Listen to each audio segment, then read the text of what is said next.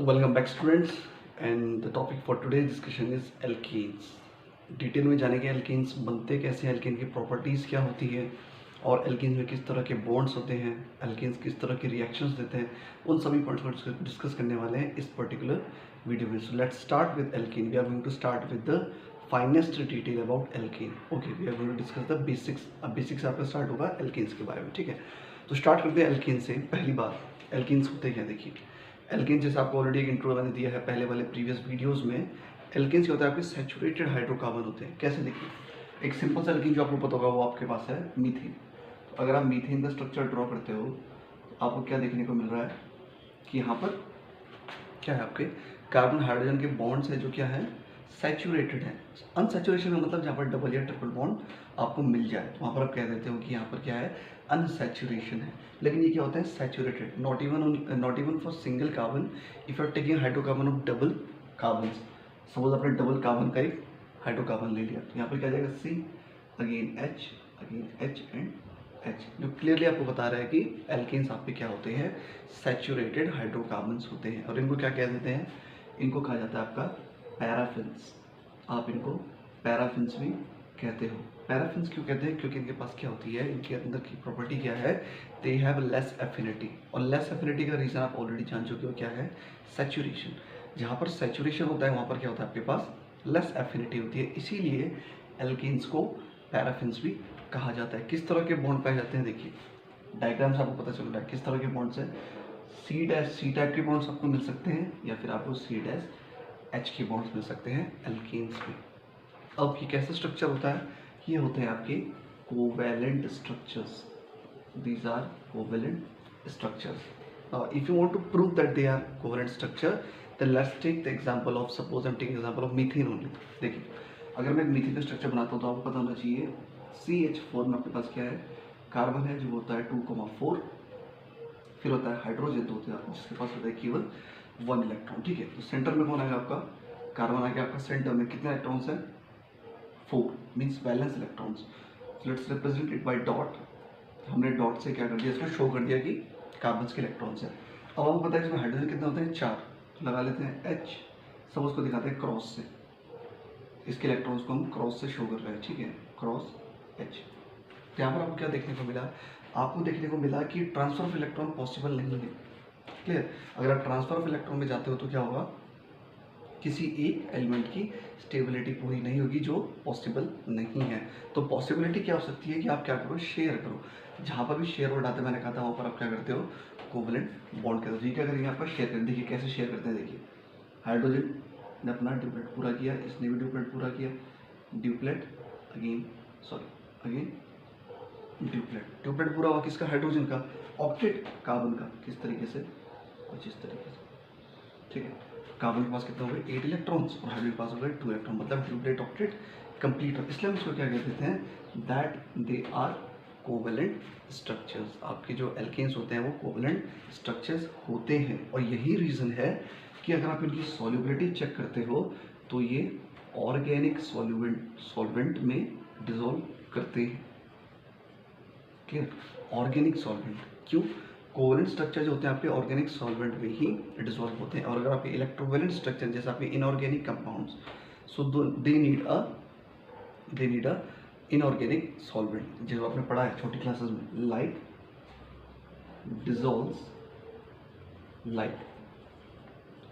ये आप केमिस्ट्री में कई बार पढ़ चुके हो। लाइक डिसॉल्व लाइक मतलब अगर मैं बात कर रहा हूँ NaCl की, ठीक है, तो ये कैसा है, इलेक्ट्रोवैलेंट स्ट्रक्चर है। तो इसको कैसा सॉल्वेंट चाहिए, इलेक्ट्रोवैलेंट सॉल्वेंट ही चाहिए जो आयंस में टूटे।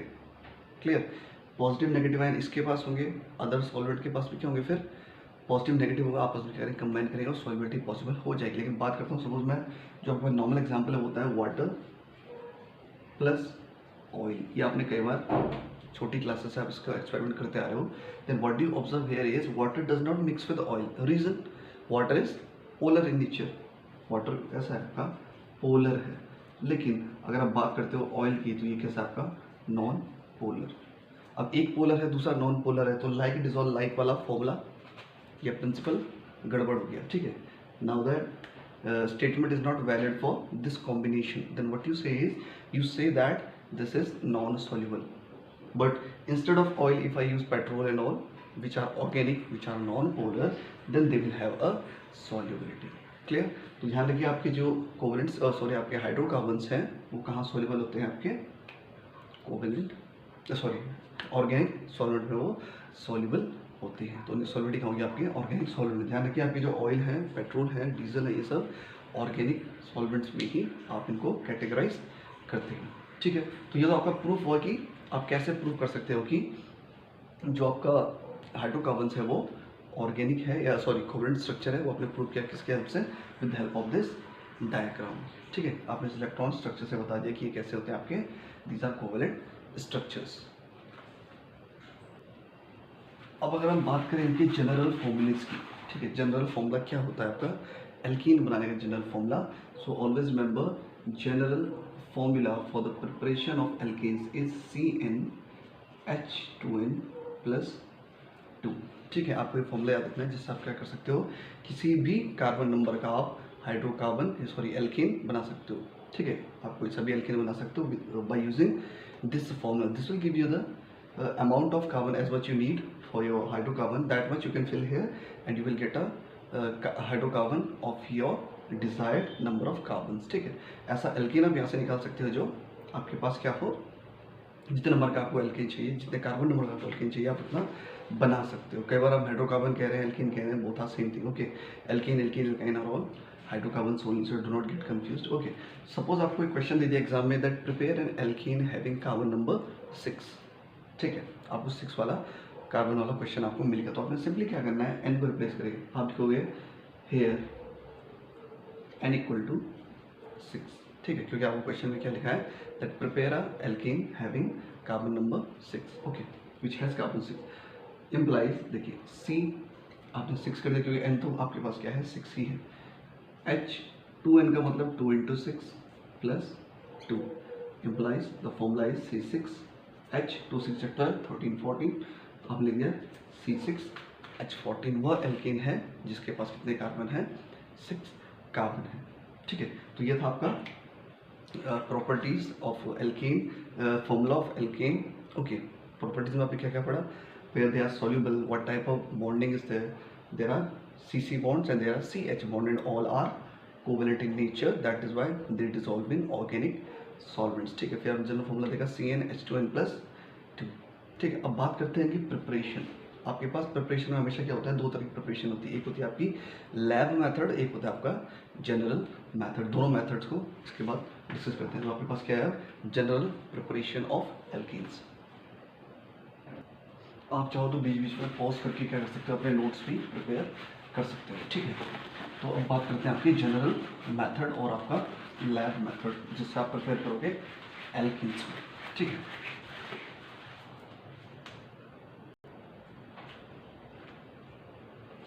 तो लैब मेथड देखिए आपके पास कितने मेथड हैं, बात करते हैं लैब मेथड की। First we will go according to the book only, जैसा भी बुक में दिया है उसी पैटर्न में इसको वीडियो को कवर करेंगे। ठीक है, तो लैब मेथड में आपके पास दो मेथड्स हैं। ठीक है, एक आपका बनाया गया है किससे, सोडियम एसीटेट से। ठीक है, पहला आपका सोडियम एसीटेट से, दूसरा आपका सोडियम प्रोपायोनेट से, सोडियम प्रोपायोनेट। अब आप क्या करते हो, आप सोडियम एसीटेट या सोडियम प्रोपायोनेट को लेते हो और रिएक्शन करवाते हो किससे, सोडा लाइम से।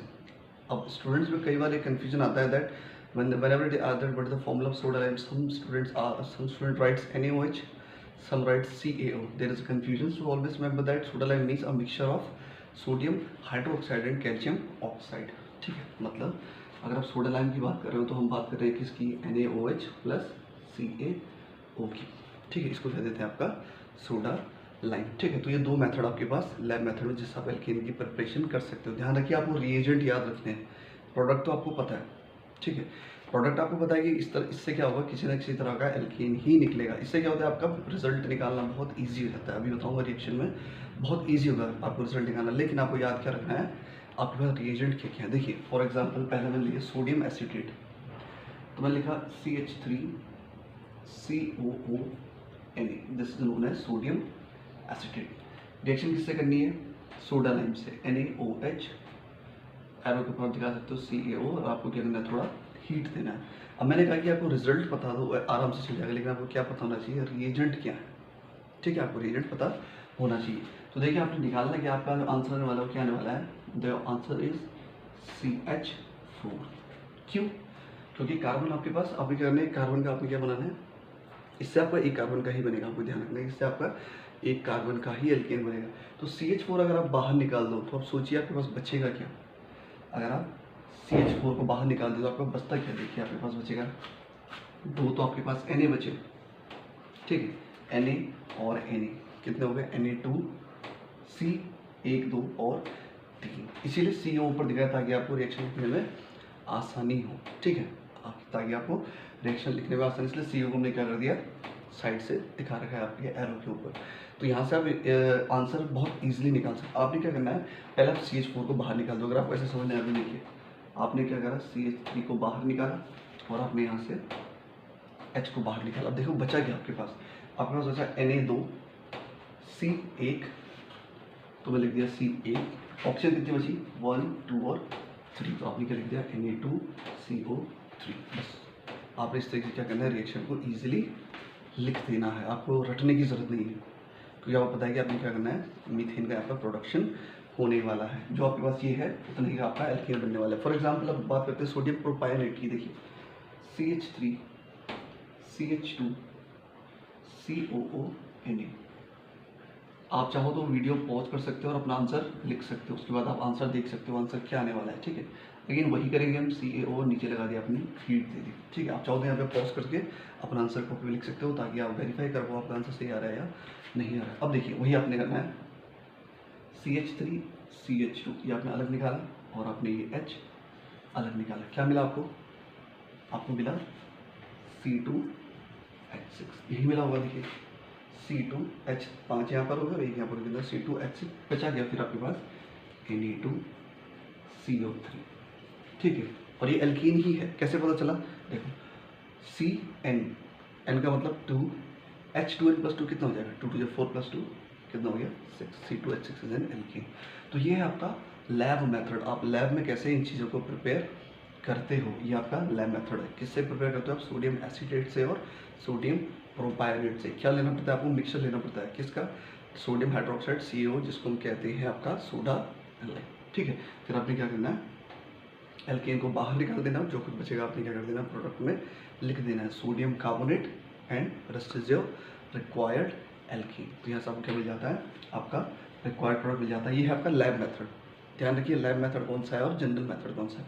हम कई बार क्या करते हैं, जनरल को पढ़ देते हैं लैब में, लैब पढ़ते हैं जनरल में, और अपने मार्क्स को लूज करते हैं। ठीक है, ध्यान रखिए लैब मेथड में आपके पास ये वाला मेथड है। अब देखते हैं सेकेंड मेथड आपके पास क्या है, जनरल मेथड।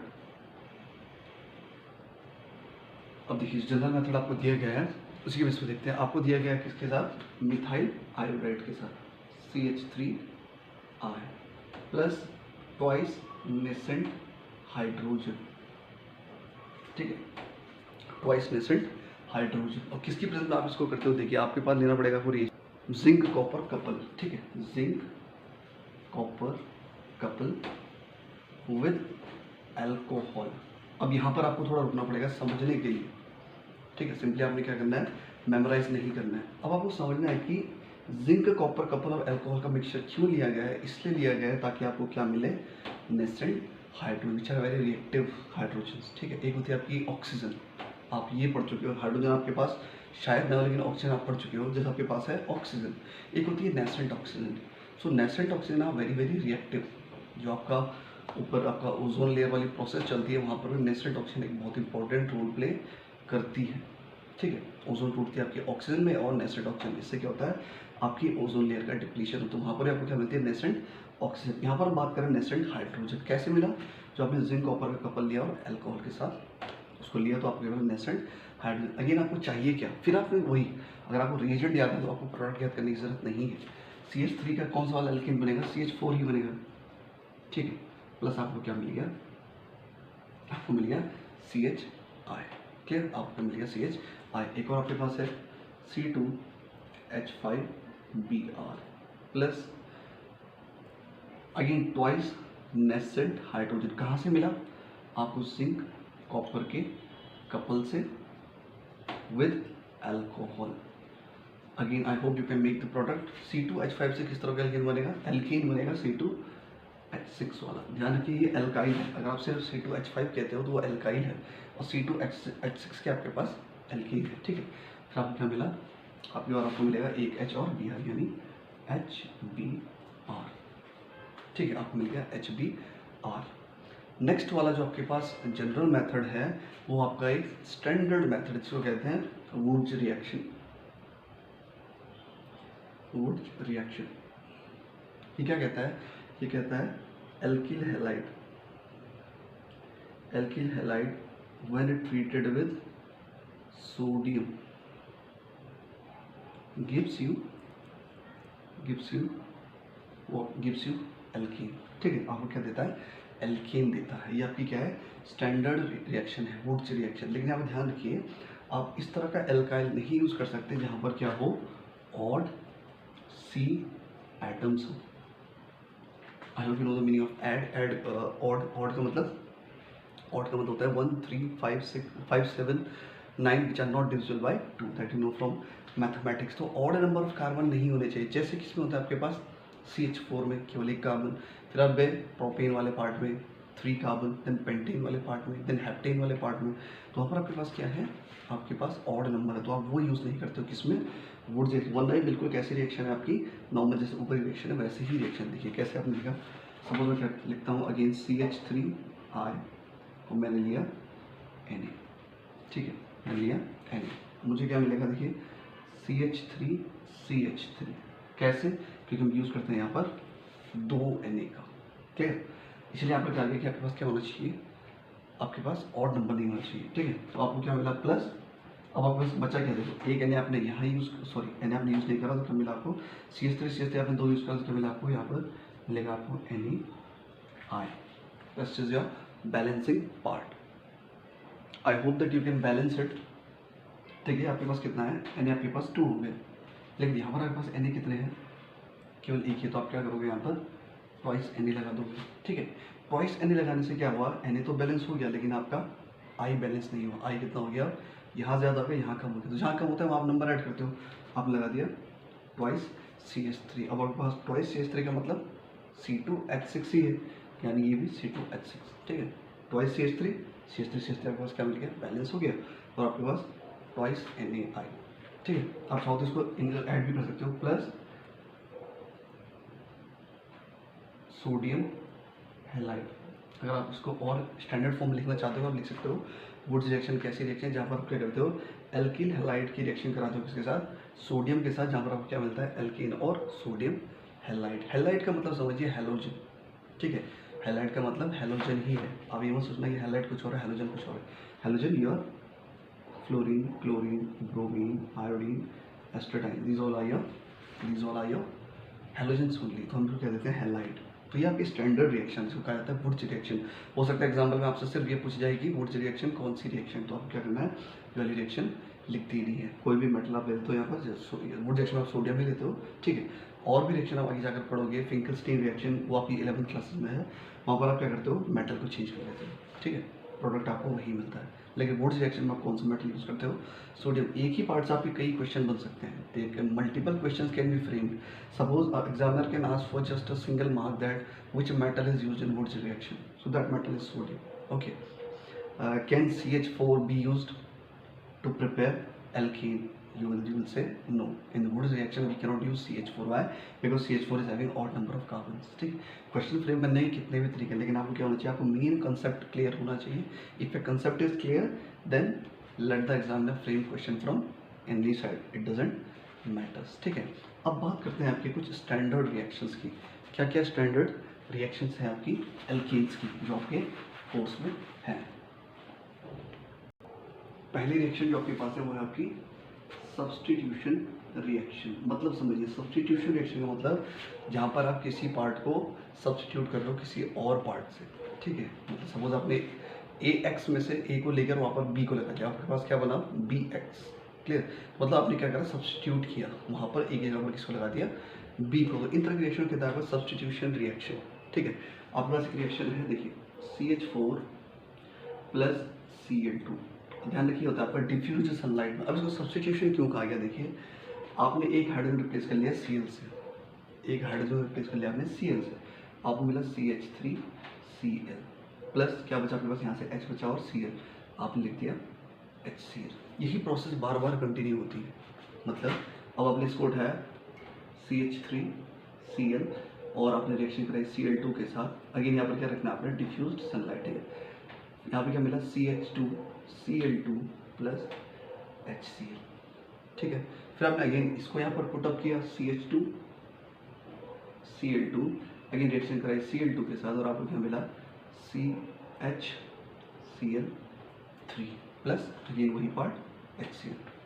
फिर आपने क्या करा, CHCl3 को लिया, अगेन रिएक्शन कराई Cl2 के साथ, आपको मिला CCl4 प्लस HCl, ठीक है। तो इस तरह की रिएक्शन को सब्स्टिट्यूशन रिएक्शन कहा गया है। क्यों कहा गया है, हर बार आप क्या देख रहे हो, आप देख रहे हो कि बार बार कोई सब्स्टिट्यूट हो रहा है किसी और की जगह, ठीक है। यहाँ पर Cl2 में एक Cl की जगह कौन आ गया, H आ गया, और यहाँ पर H की जगह कौन आ गया, Cl आ गया। इसका मतलब यहाँ पर क्या हुआ है, सब्स्टिट्यूट किया गया है, ठीक है। इसको कह देते हैं मोनोक्लोरोमीथेन, ठीक है। मोनोक्लोरो कहा क्यों, क्योंकि एक ही क्लोरो है। फिर डाइक्लोरोमीथेन, ट्राइक्लोरोमीथेन, टेट्राक्लोरोमीथेन, इसको कहते हैं टेट्राक्लोरोमीथेन। मीथेन क्यों कहा, क्योंकि आपका CH4 से ही ये बनाया, तो मीथेन था आपने, तो आपने इसका नाम दे दिया। अगर यहाँ पर होता C2H5, C2H6, अगर C2H6 होता, आप रिएक्शन खुद भी कर सकते हो। सपोज आपने आपकी बार C2H6 लिया in the place of CH4, then what product you will get here, every time one H will be replaced by Cl, means here you will get C2H5Cl, ठीक है। यहाँ मिलेगा C2H4Cl2, ठीक है। यहाँ मिलेगा CH2Cl2, ठीक है। तो आपने क्या करना है, हर बार क्या करना है, एक एक हाइड्रोजन को लेस करते जाना है और आपको क्या मिलता रहेगा, प्रोडक्ट मिलता रहेगा। जैसे मैं बात कर रहा हूँ C2H6 वाले की, तो डेफिनेटली लास्ट में अगर आप ऐसे चलोगे आपको क्या मिलने वाला है, C2Cl6, पूरा हाइड्रोजन रिप्लेस आएगा किससे, आपका Cl से। जितना बड़ा आपके पास क्या होगा हाइड्रोकार्बन होगा, उतनी ज़्यादा आपके स्टेप्स बढ़ेंगे और कुछ नहीं। प्रोडक्ट आपको वही मिलना है जहाँ पर क्या होने वाला है, आपका टोटली हाइड्रोजन रिप्लेस हो गया किससे, Cl से। जैसे कि CH4 था तो 4 हाइड्रोजन रिप्लेस हुए किससे, 4 क्लोरीन से।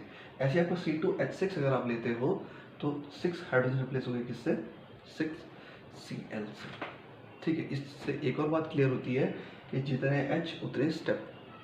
ये 4 स्टेप में है तो ये डेफिनेटली कितने स्टेप में जाएगा, आपके 6 स्टेप में। क्यों, क्योंकि यहाँ पर 6 बार आपने क्या करना है, सब्स्टिट्यूशन रिएक्शंस करवानी है, क्लियर। तो ये था आपका सब्स्टिट्यूशन रिएक्शन। फिर आपके पास आता है रिएक्शन विद ऑक्सीजन, जो हम ऑलरेडी पढ़ चुके हैं आपके शॉर्ट्स वाले वीडियो में, जहाँ पर हमने सीखा था how to balance hydrocarbons in a tricky way. There also we studied see. Suppose आपके पास है CH4, ये आपकी ऑक्सीडेशन रिएक्शन, एक अलग तरह की रिएक्शन जो क्या है आपकी ऑक्सीडेशन रिएक्शन। अगर आप इसकी रिएक्शन कराते हो O2 के साथ, या फिर अगेन एक दूसरा केस ले रहा हूँ, अगेन O2 के साथ, यहाँ पर आपने क्या करा, supply is good, here the supply is insufficient, यहाँ पर क्या है, सफिशिएंट सप्लाई। ये फर्क आपको ध्यान रखना है। सफिशिएंट सप्लाई, इनसफिशिएंट सप्लाई आपके प्रोडक्ट को अफेक्ट करने वाला है। कैसे, देखिए अगर आपने सफिशिएंट सप्लाई में हाइड्रोकार्बन को बंद किया तो आपको क्या प्रोडक्ट मिलता है, CO2 और H2O। लेकिन अगर आप इनसफिशिएंट लेते हो फिर आपको क्या मिलता है, कार्बन मोनोऑक्साइड और water. Rust is your balancing part, clear हो। आपने क्या करना है, आपने सिर्फ ये ध्यान देना है कि सफिशिएंट है या इनसफिशिएंट है। अगर सफिशिएंट है तो आप क्या यूज़ करोगे, कार्बन डाइऑक्साइड ऐसा प्रोडक्ट आप लिखोगे। लेकिन अगर इनसफिशिएंट तो आप क्या करोगे, फिर आप किसकी बात करोगे, then you are talking about carbon monoxide. मैंने कहा था बैलेंस आपने कैसे करना है, पहले आपने कार्बन को बैलेंस करना है, तो कार्बन ऑलरेडी बैलेंस्ड। फिर आपने ऑक्सीजन को बैलेंस करना है, कितना ऑक्सीजन है यहाँ पर, O2, यहाँ पर 2, यहाँ पर 1, 3, तो आप लगा लीजिए 3/2 O2 आपने यहाँ पर लिख दिया। ऑक्सीजन तो बैलेंस हो गया। हाइड्रोजन, क्या हाइड्रोजन बैलेंस है, नहीं है। कितना हो गया आपके पास हाइड्रोजन, 4, यहाँ पर कितना है 2। अब आप हाइड्रोजन बैलेंस करें, इससे क्या हो गया आपके पास 4 हाइड्रोजन हो गया। 4 हाइड्रोजन होने से क्या हो गया आपके पास, ऑक्सीजन कितनी हो गई, फिर से चेंज हुई, कितनी हुई 4। तो आप क्या कर दो, इस वाले नंबर को हटाकर 2 यहाँ पर आप लिख सकते हो। ऐसे आप सेकंड पार्ट को बैलेंस कर सकते हो। Remember that this is the reason why it is called hit and trial method. अभी 3/2 लिखा था, हिट किया उस समय ठीक था, बाद में क्या हुआ उसको चेंज करके that trial went wrong, again we need to try another number, ठीक है। तो हिट एंड ट्रायल नहीं होता है, ऐसा नहीं कि आपने एक बार नंबर लिख लिया तो हो क्लियर है। हो सकता है किसी और को बैलेंस करते करते वो पहला पार्ट जो ऑलरेडी बैलेंस था वो अनबैलेंस्ड हो जाए। तो आपने क्या ध्यान रखना है कि अगर आपके पास सफिशिएंट है तो कार्बन डाइऑक्साइड प्रोडक्ट होगा, इनसफिशिएंट है तो कार्बन मोनोऑक्साइड आपका क्या होगा, प्रोडक्ट होगा। ठीक है, अब देखते हैं आपका, अगर आप किसी हाइड्रोकार्बन को सपोज आपने लिया CH4 को, आपने लिया CH4 को और आपने इसका क्या करा दिया, ऑक्सीडेशन। सपोज आप करा रहे हो कॉपर ट्यूब के साथ एट 200 डिग्री सेल्सियस। ठीक है, आपने क्या करा दिया, इसका ऑक्सीडेशन करवा दिया। तो आपको यहाँ पर क्या प्रोडक्ट मिलता है, आपको मिलता है प्रोडक्ट CH3OH। क्या मिलेगा आपको, CH3OH, एल्कोहल। ध्यान रखिए, एल्केन को जब आप 200 डिग्री सेल्सियस के आसपास गर्म करोगे तो आपको क्या मिलने वाला है, एल्कोहल। ठीक है, ऐसे अगर आप लेते हो C2H5 वाला, यहाँ पर आपको क्या मिल जाएगा फिर, C2H5OH। ठीक है, सिर्फ आपको ये स्टैंडर्ड फॉर्म आपको याद रखना है। आपने स्टैंडर्ड फॉर्म याद कर लिया कि क्या होगा, CH4 है तो CH3OH, C2H6 वाला आ गया तो C2H5OH। क्लियर, तो आपने क्या कर देना है, इस तरीके से इसको क्या कर देना है, ऑक्सीडाइज कर देना है। लेकिन अगर आप करते हो टेम्परेचर थोड़ा हाई, सपोज मैं इसी की बात करता हूँ, किसकी, CH4 की मैं बात कर रहा हूँ, तो मैंने लिया CH4 और अब की बार मैंने क्या करा, मोलिब्डेनम ऑक्साइड की प्रेजेंस में, मोलिब्डेनम ऑक्साइड की प्रेजेंस में 350 से टेम्परेचर ले गया 500 डिग्री सेल्सियस के बीच में। तो ऑक्सीडेशन अगर लो टेम्परेचर पर है तो अल्कोहल है, और आपको क्या मिलता है, HCHO। This is known as aldehyde. ठीक है, इसको, ये भी आपका क्या है, ऑक्सीडेशन प्रोसेस ही है, ये भी आपकी ऑक्सीडेशन प्रोसेस ही है। Clear, this is also an oxidation process, but remember that when you are doing it at a higher temperature with the help of molybdenum oxide, then you are getting aldehyde, otherwise you are getting alcohol। ठीक है, एक और चीज़ देखिए, आपको एक pattern याद करना है। अगर आप ले रहे हो ऑक्सीडेशन किसकी प्रेजेंस, देखो ये रिएजेंट है, अलग अलग रिएजेंट है, आपने लिया molybdenum oxide to get it converted to aldehydic form. If you want it to get converted to alcoholic form, then you are using copper। ठीक है, but if you simply want to oxidize it in a step, then you can use potassium dichromate. ठीक है, देखो जैसे बात करता हूँ मैं, आपको पहले क्या देता हूँ, एक सिंपल सा आपको फ्लो चार्ट देता हूँ जो आपको याद करना ही करना है। देखिए, suppose I have an alkene and I am going to oxidize it with help of what, K2Cr2O7। इसको कहते हैं स्लो ऑक्सीडेशन। स्लो आप क्या कर रहे हो, धीरे धीरे ऑक्सीडाइज करा रहे हो। तो आपको क्या मिलता है, इसके बाद मिलता है आपको याद रखना है ALC, फिर आपको याद रखना है ALD, फिर आपको याद रखना है ACI। ठीक है, आपको याद रखना है ALC ALD ACI। मतलब पहली बार अगर आप स्लो ऑक्सीडेशन कराते हो एल्केन का तो आपको मिलेगा ALC यानी अल्कोहल। ठीक है, आपको स्टैंडर्ड फॉर्म याद करना है, फ्रेम तो आप खुद ही कर सकते हो। जैसे ये एग्जांपल है, आपने लिखा एल्केन की जगह CH4, आपने बना दिया CH3OH, कोई दिक्कत नहीं है। ठीक है, फिर अगेन अगर आप इसका स्लो ऑक्सीडेशन करते हो with the help of potassium dichromate, now you are going to get ALD means aldehyde, HCHO। इस तरीके का आपको क्या मिल गया, एल्डिहाइड। CH4 के बेस पे आपको मिल गया HCHO4। अगर आप स्टैंडर्ड फॉर्म में लिखना चाहते हो तो आप सिंपली यहाँ पे क्या लिख दीजिए, एल्डिहाइड। और अगर आप फिर इसी का ऑक्सीडेशन करते हो again with the help of same reagent K2Cr2O7, तो आपको क्या मिलने वाले हैं, एसिड। ठीक है, तो आपको ये फ्लो चार्ट याद रखना है। बाकी तो क्या है आपका, इनको कन्वर्ट करने वाली बात होगी। ठीक है, जैसे CH4 लिया आपने CH3OH में कन्वर्ट किया, फिर आपने HCHO में कन्वर्ट कर लिया, फिर आपने उसका COH वाला एसिड बना दिया, COOH। ठीक, कार्बोक्सिलिक एसिड बना दिया। तो आपको क्या याद रखना है, स्टैंडर्ड फॉर्म याद रखना है जो कहता है ALC then ALD then ACI। मतलब एल्कीन से अगर आप चल रहे हो, देखिए एल्कीन से अगर आप चल रहे हो तो पहले ऑक्सीडेशन यानी स्लो ऑक्सीडेशन आपको क्या मिलने वाला है, in slow oxidation part you are going to get alcohol, then you are going to get aldehyde, then you are going to get acid at last. ठीक है, तो ये आपका step by step slow oxidation वाले results हैं जो आपको इस वाले ऑक्सीडेशन ऑफ एल्कीन्स में मिलते हैं। ठीक है, अभी बात हो रही है सिर्फ एल्कीन्स की, एल्कीन्स वाला वीडियो नेक्स्ट अपलोड होगा। ठीक है, तो हम एल्कीन्स की बात कर रहे हैं। पहले आपको मिलेगा क्या, पहले आपको मिलने वाला है alcohol, then aldehyde and then you are going to get your acids. फिर आपके पास एक लास्ट है जो आपका थोड़ा इंपॉर्टेंट हो जाता है, वो आपका पायरोलिसिस।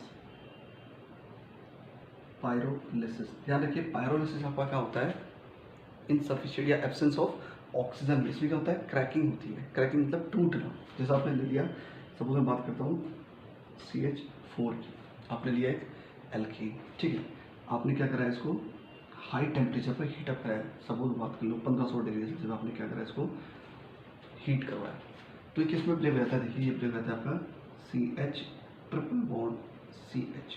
कब, जब आप हायर टेम्परेचर ले रहे हो। क्या मिला आपके पास, देखिए CH कितना हाइड्रोजन बच गया आपके पास, देखियो आपके पास बच गए 2 हाइड्रोजन, ठीक है। इसको कई बार हम कह देते हैं डिहाइड्रोजनेशन, ठीक है। एक तो हाइड्रोजनेशन, देखो आपको समझना है, हाइड्रोजनेशन अगर मैं वर्ड लिख रहा हूँ तो मतलब मैं हाइड्रोजन की बात कर रहा हूँ, लेकिन डी अगर लगा देता हूँ आगे से, डी तो इसका मतलब रिमूवल। डी का मतलब क्या हो गया, रिमूवल। मतलब मैं अगर डिहाइड्रोजनेशन कह रहा हूँ तो मैं बात कर रहा हूँ रिमूवल ऑफ हाइड्रोजन की, क्लियर। अगर मैं हाइड्रोजनेशन कह रहा हूँ तो मैं बात कर रहा हूँ किसकी, हाइड्रोजन ऐड होने की या हाइड्रोजन बॉन्डिंग की। जैसे मैं कहता हूँ कि सपोज आपने वाटर लिया, you took some water in a tray and kept it in a refrigerator, then which process will start there, hydrogenation process, okay, that is why the ice is hard if you compare it to water. Reason why, because hydrogen bonds are more there, so there the process is hydrogenation, मतलब hydrogen bond बन रहे हैं, ठीक है। लेकिन अगर मैं बात कर रहा हूँ डिहाइड्रोजनेशन की, तो मैं बात कर रहा हूँ हाइड्रोजन के रिमूवल की। For suppose you can also take it as, suppose you are taking ice into the sunlight, तो वहाँ पर डिहाइड्रोजनेशन होगा, मतलब हाइड्रोजन बॉन्ड्स आपके टूटेंगे, क्लियर। मतलब हाइड्रोजन का रिमूवल आप इससे समझ सकते हो। तो डिहाइड्रोजनेशन, डी का मतलब आपने रिमूवल से समझना है। सपोज आपका वर्ड आएगा डी कार्बोक्साइलेशन, ठीक है, तो वहाँ पर क्या हो गया, डी का मतलब रिमूवल, ठीक है। जहाँ पर डी वर्ड होता है वहाँ पर मतलब होता है रिमूवल, ठीक है। D hydrogenation. डी हेलोजनेशन अगर मैं कह रहा हूँ, अब की बार मैंने आपको कह दिया डी हेलोजनेशन, अब इसको हाइड्रोजन मत कह देना, ठीक है। दिस इज हेलोजनेशन, मतलब हेलोजन की बात कर रहा हूँ, मतलब एक ऐसी रिएक्शन जहाँ पर मैं किसका रिमूवल करने वाला हूँ, हेलोजन्स का, तो उसको कह देंगे डी हेलोजनेशन, ठीक है। तो पैरालिसिस आपकी क्या होती है, वो रिएक्शन होती है जहाँ पर आप हाइड्रोजन का रिमूवल करते हो, ठीक है। Suppose you are doing at a low temperature, अगर आप लो टेम्परेचर पे करते हो तो आपको क्या मिल जाएगा, अब की बार आपको क्या मिला, एल्काइन, अब आपको मिलने वाला है एल्कीन प्लस हाइड्रोजन, ठीक। तो पायरोलिसिस क्या है आपकी, हाई टेम्परेचर पर हाइड्रोजन का रिमूवल ही, in simple way you can call it as pyrolysis, okay. This is your pyrolysis process. अगर आप चाहते हो कि आप क्या बनाओ, एल्काइन बनाओ, तो आप ले लो टेम्परेचर हाई, और अगर आप चाहते हो कि आप क्या बनाओ, एल्कीन बनाना चाहते हो, तो आप क्या करोगे, टेम्परेचर को थोड़ा डाउन कर लो। बाकी क्या आपका बैलेंसिंग पार्ट, फॉर एग्जांपल अगर मैं इसकी बात करूँ तो यहाँ पर भी आपका क्या है, बैलेंस नहीं है, आपको क्या करना है। तो बात का आपका ये तो मैं आपको स्टैंडर्ड रिएक्शन बता दी, ठीक है। स्टैंडर्ड रिएक्शन आपको एक बार बता दी जाए, फिर आपने क्या करना है, अपने हिसाब से उसको बैलेंस कर लेना है। Suppose you want to balance this, then see how many carbons are here, here you have 2 carbons, here I have only 1 carbon, so मैं क्या करूँगा, यहाँ पर ट्वाइस लगा दूंगा। अब कार्बन तो बैलेंस हुआ, लेकिन हाइड्रोजन कितने होंगे आपके पास, हाइड्रोजन होगा आपके पास 8, ठीक है। लेकिन आपके पास कितने हैं यहाँ पर, सिर्फ 2 और 2 4। तो आप एक काम कर सकते हो, अगर आप यहाँ पर नंबर लगाते हो तो क्या होगा, अगेन आपको कार्बन में फेरबदल करना पड़ेगा। इससे बढ़िया कि आप क्या करो, यहाँ पर 2 + 6 कर लो। 6 कैसे कर सकते हो, 3 लगा कर। लेकिन स्टैंडर्ड रिएक्शन आपको याद रखनी है, बैलेंसिंग तो आप छोटी क्लासेस से जानते हो बैलेंस कैसे करना है। आपको ध्यान रखना है, लो टेम्परेचर पर एल्कीन मिलता है और हाई टेम्परेचर पर आपको क्या मिलेगा, एल्काइन मिलेगा। एक एग्जांपल इसका भी देख लेते हैं, चलिए। सपोज आप लो टेम्परेचर ले रहे हो और मैं पायरोलिसिस की ही बात करता हूँ, ठीक है। I am talking about pyrolysis only. Suppose I am taking the example of CH4 again. तो मैंने CH4 लिया और मैंने फिर क्या करा, 500 डिग्री सेल्सियस, पहले कितना लिया था 1500 डिग्री सेल्सियस, अब मैंने किया 500। ये होता है आपका Al2O3 की प्रेजेंस में, ठीक है, Al2O3 की प्रेजेंस में। अब क्योंकि आपने टेम्परेचर लिया है डाउन, मैं वही कह रहा हूँ, आपको स्टैंडर्ड रिएक्शन याद रखनी है, ठीक। If you see that the temperature is high, then your product should be alkyne. If you see that the temperature is down, then you should remember that the product is alkene. अब CH4 क्या मिलने वाला है आपको, CH2 double bond CH2. Okay. Maybe this part is not clear. That is why I am telling you what I am writing here. CH2 double bond CH2. ये क्या मिला आपको, ये आपको मिला क्या, एल्कीन, ठीक है। अगेन बैलेंस करने पर आपको 2 लगाना पड़ेगा यहाँ पर, सॉरी एक हाइड्रोजनेशन का H2 तो आपको लगाना ही है, क्योंकि आपको पता है कि पायरोलिसिस कौन सी रिएक्शन है जहाँ पर आप हाइड्रोजन का रिमूवल कर रहे हो तो आपको दिखाना पड़ेगा, ठीक है। अगेन अगर आप उसको बैलेंस करते हो तो आपको मिला ट्वाइस CH4, तो कार्बन तो बैलेंस हुआ, लेकिन हाइड्रोजन कितना हो गया अगेन 8 हाइड्रोजन हो गया, आपके पास कितने हैं 2, और 2 कितने हो गए 4, और यहाँ पर कितने हैं 2, तो अगर मैं इसको 4 कर दूँ तो 8 हो जाएगा। आप क्या लगा दोगे यहाँ पर ट्वाइस हाइड्रोजन, तो ये आपकी पायरोलिसिस वाली रिएक्शन, ठीक है। So in this video what we did, we talked at first about alkenes, what are the properties of alkene, regarding their solubility, regarding the types of bonding in them, CC bond, CH bond, covalent bonds. Then after that we discussed about how to prepare these alkenes in the labs, the lab method, that sodium acetate method and sodium propionate method. Then we talked about your general method, which includes Wurtz reaction, which is very important. In that we use sodium as a metal and the product is your alkene, but we don't use it for those alkanes which have odd number of carbon. उसके बाद हमने क्या देखा, हमने देखा standard reactions या important reactions of alkenes, like your substitution reaction, oxidation reaction, ठीक है। ऑक्सीडेशन के प्रोडक्ट क्या क्या होते हैं हमने उसको भी डिस्कस करा, and at last we discussed about your pyrolysis. What is pyrolysis? That is just catalytic dehydrogenation. Catalytic मतलब catalyst के presence में, ठीक है, and dehydrogenation मतलब हाइड्रोजन का removal. And what is the important point to remember? At higher temperature, that is around 1500 degrees Celsius, we get alkynes, but if the temperature is down, then we are going to get alkene. Okay, so this was all about your alkene. Hope the video is useful for you. So keep growing, keep studying. Thanks for watching.